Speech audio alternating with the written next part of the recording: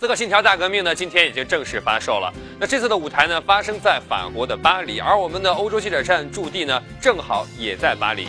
他们当然不会错过这个机会。接下来，让我们一起来看一下欧洲这款游戏的首发情况。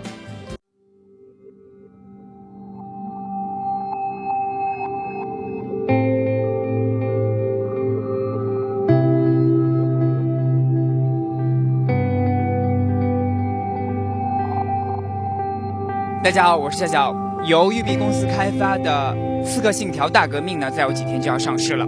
这一新作据说完美的还原了18世纪法国大革命时期的巴黎。单说我身后的巴黎圣母院大教堂，就整整花了4年的时间，通过大量的实地考察和史料研究，才以惊人的细节完成。那么这一千呼万唤始出来的大作，究竟会给我们带来什么样的惊喜，或者是失望呢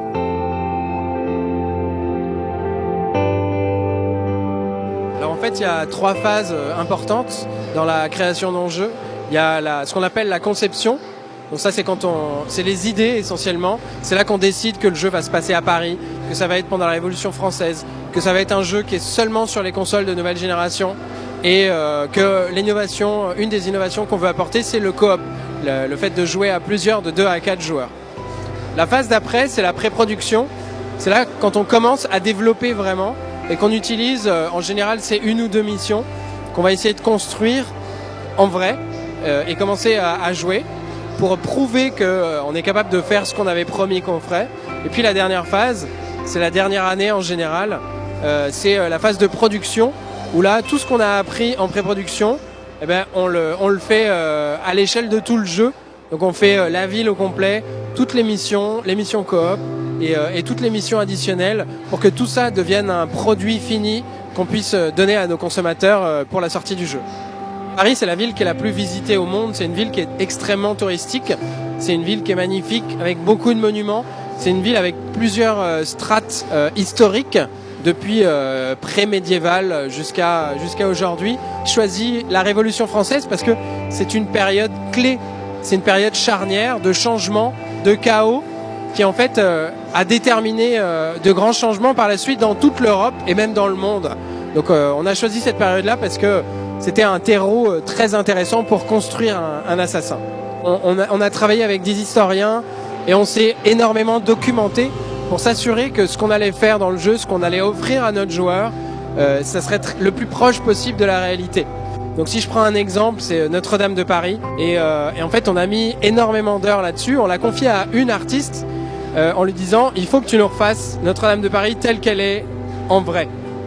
Donc elle a tout refait, depuis les détails des gargouilles, les sculptures, jusqu'aux vitraux à l'intérieur, la lumière, comment elle pénètre à l'intérieur, pour s'assurer qu'on allait vraiment livrer à nos joueurs quelque chose qui ressemble en vrai à Paris. En fait, on a retravaillé la navigation, qui est beaucoup plus fluide que précédemment, beaucoup plus rapide. On peut se déplacer dans toutes les dimensions. On a aussi retravaillé le combat pour pouvoir se battre à plusieurs contre des personnages dans le jeu.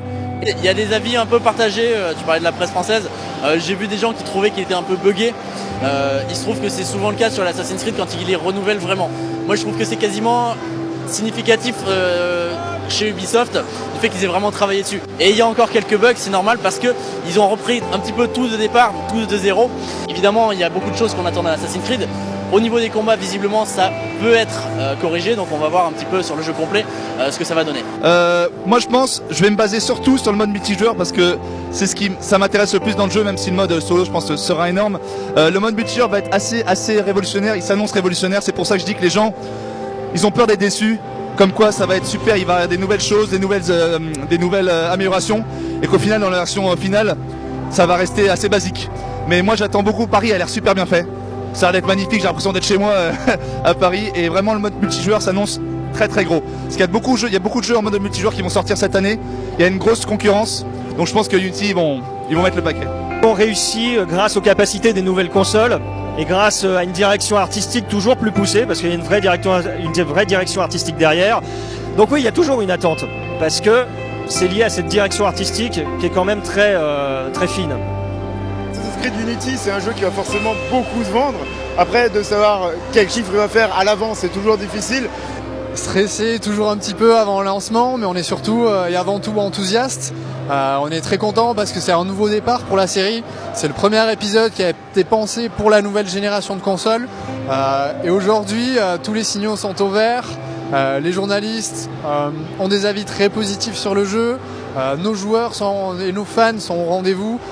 Et on est convaincus qu'ils seront très satisfaits du résultat au moment de la sortie du jeu.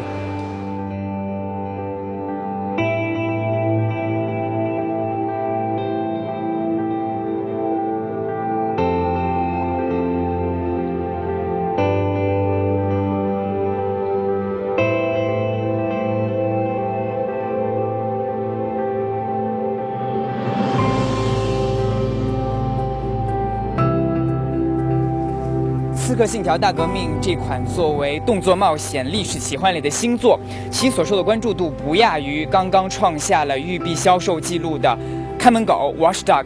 这款游戏是《刺客信条》主系列的第7部作品，同时是首次支持4人联机模式，由蒙特利尔以及中国在内的全球10个工作室共同完成，马上就要在现役的主机上 PS4 和 Xbox One 上可以玩了。